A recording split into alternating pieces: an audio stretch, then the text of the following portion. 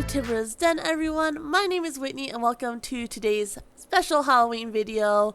We are going to be doing a speed build. We are doing a haunted museum, and I did give it some traits just to kind of make it a little more spooky, so I gave it creepy crawlies, the cursed trait, and then the haunted trait, of course.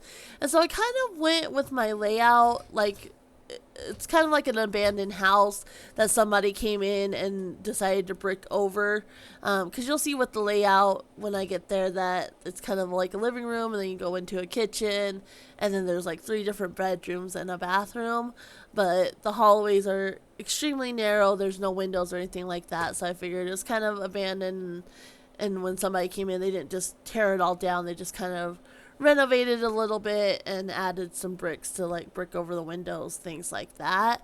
And of course you have to have a graveyard, so I put up down a bunch of different tombstones that I could use, and I wanted to make it like a functional lot for, you know, the event of the spooky party event thing that you can do. And so outside I did put down some, what are they called, the pumpkin carving tables, some candy bowls. I've put down a little bar, and there's like a little maze, and I have like a little area for like the teens that they might sneak in and hang out in. And I also put down a hot tea stall, so that way they could get hot drinks and such. You know, I was thinking like apple cider vibes, but when I was testing it, the only thing you could get was Sakura tea, so I'm not really sure about that, but hopefully that was just kind of a glitch and it will fix itself. But like I said, right now I'm just putting down anything I thought might work, and just kind of just placing it down, and then when I came back later, I had some inspiration of where to start. But overall, I'm pretty happy with the build. I definitely think if I had more time and more patience, I could have been a little bit more creative. The outside I absolutely love. Like, I love the outside. I wouldn't change that at all. The inside, I kind of wanted to give it a little bit more of a haunted house vibe, but like I said, I think it will work. I think it does work. Unfortunately, you can't really,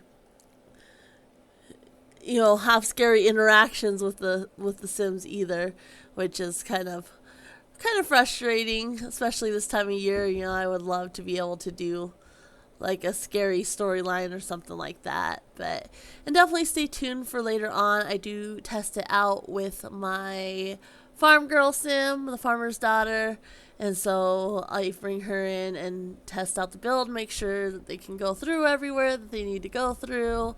And I've been wanting to play her, kind of introduce her to some Sims, and, you know, give her some friends. So unfortunately none of the Sims I wanted to show up did, but I did have a couple Sims make an appearance from some of my other builds, so it was nice to see them milling about. But right here we have the little ranger station thing. I thought that was nice. That would be where they go up to get tickets.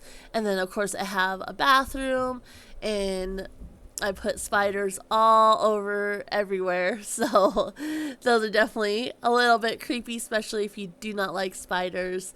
I would think, you know, these are cool. Spiders do creep me out a little bit, but I'm not scared enough that fake spiders or anything get to me.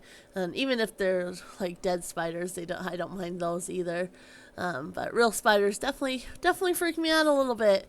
But my husband, he's a spider lover, and so we have daddy long legs that protect the house from the other creepy spiders that might come in.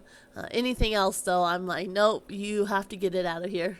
We're not playing that game. I'm fine with the daddy long legs. They don't really move. They stay in their corners. We're good. But anything else that comes in, it's his job to get it out. So I'm perfectly happy with letting him live, but not in my house for sure. So now I kind of cleaned up a little bit and got rid of things I didn't want to use for sure. And I'm just reorganizing a little bit. So this is my little entryway there. I knew I wanted kind of like an arch and then a doorway leading in, so just to make it kind of very enclosed and you're not just coming right into an open space or anything like that. So it's very narrow, and then I do, like I said, kind of the living room artifact area. It's more artifacts, and then you have your little kitchen, and I did a super tiny hallway, and then you have a bedroom, and then the bathroom, and then I do two other rooms, which when this was originally a house would have probably been, um, two bedrooms as well, and then a little hallway leading out. And so I would have liked to kind of do more of a maze aspect, but I really wanted to do. I did it on the lot where the lighthouse is, and so I think that used to be a museum as well for Brindleton Bay. I can't quite remember. I'm pretty positive it was a museum though, because I remember taking my Sims to it and having them look at different things. And so I wanted it specifically on that lot, and I had to sacrifice a little bit of space because of that. Otherwise, I think if I had gone for like the 64 by 64 lot or even like a 50 lot, I definitely could have made a really cool like maze like haunted house. That would have been pretty cool. But I just, like I said, I kind of did the best I could and went with what made sense in my mind. It's definitely not the coolest haunted house or the most creative, but I do really like it. And I love these bats. I ended up adding them at the exit point, and so I figured if this was a real haunted house, you would have these bats that you have to go through hanging down from the ceiling. Obviously, they wouldn't be real, but it would still freak a lot of people out trying to go through the bats, and they'd be swinging from the ceiling, touching you, and in the dark, you don't necessarily can't really see, and so it would definitely be a little bit freaky.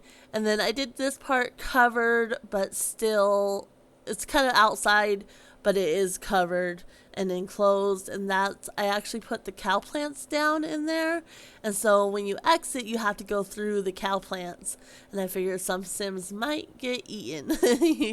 You don't know. Of course, at this point, they're not grown because they're just barely planted, but in the future that'll be a nice touch, I think. And that's where the teens actually hang out. So originally I was going to kind of put them by the water tower and in those hay bales there that I put down, but I decided I wanted a little bit more room for them, and so they probably don't go through the haunted house. They just sneak in through the maze and party in there. And so there's like some seating, and then they have one of the juice things that you can drink from. So that's the little teen area that they've made their own. And so now I'm just, like I said, trying to kind of just organize stuff. And I don't know, I think I might go in and get rid of this little artifact holder. I put like the swords and the machetes in here, but it's too lit up for the proper aesthetic. So I might actually take that out and just put another table down and then put the swords and the machete on those. But I don't know. I thought it would be cool to use, but just really doesn't fit the overall aesthetic. So I'm going to go in and take that out. But I had to put in the dino skull. Like, I just had to. I love that piece. It's one of my favorite things, but I never get to use it. And so I put that in there. Like I said, that's more the museum-y part, is, all the different artifacts and things like that. And in my mind, they're haunted. They'll have stories behind them for sure. Now I'm just working on the graveyard, of course, which pretty straightforward, and hopefully I'll be able to attach ghosts at some point to these, switch out the graves for graves that actually have ghosts attached to them. If anybody knows of a cheat that you can, attach ghosts to these, definitely let me know in the comments below.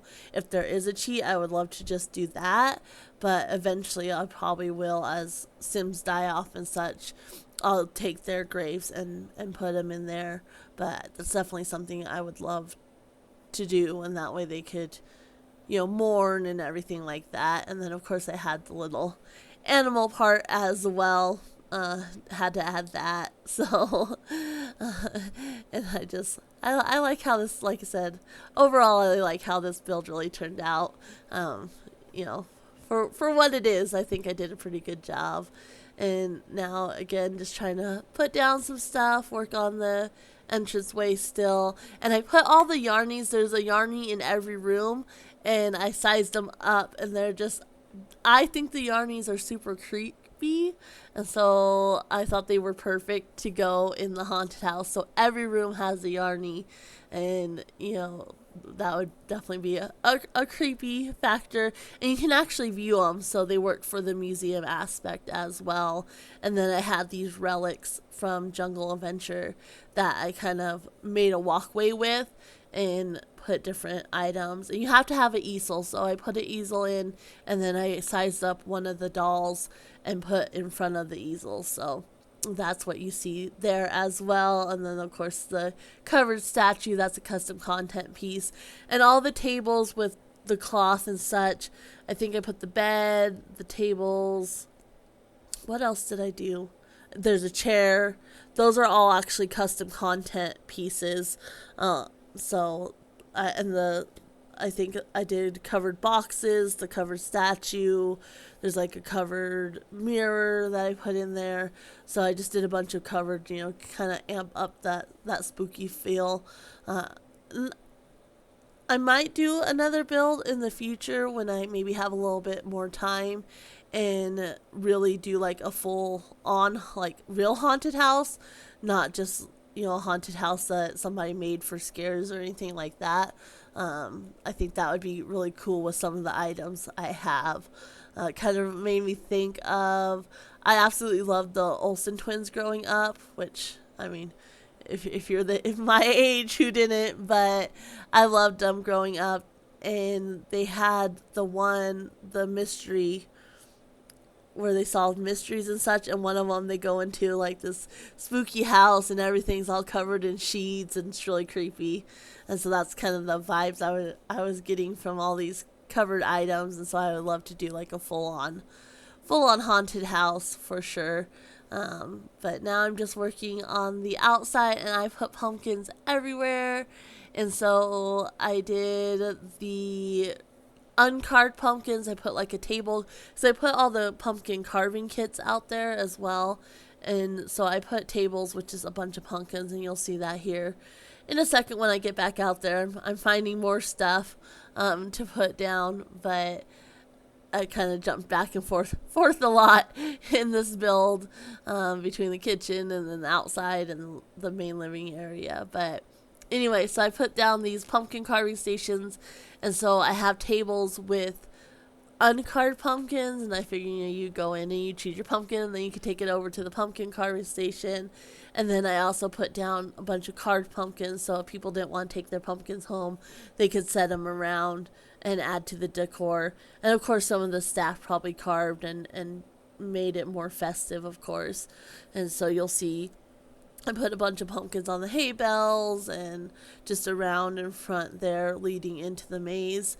And I did think about doing the maze just all in hay bales, but that was more work than I wanted to do, so I decided to go with a hedge and just have the hay bales leading in initially, just because I wanted it higher. And so with the hay bales I would have had to raise up the hay bales and stack them and lay them all down, and I wasn't willing to do that. I would have loved to put corn down if I was able to do that, but that's not an option. And so I just did the hedges as a maze. And I thought about making them higher, but I didn't. And so, a little bit of green, even though that doesn't really fit, but it's a maze, and I wanted a maze on this lot. So here is where I was going to put the teen area.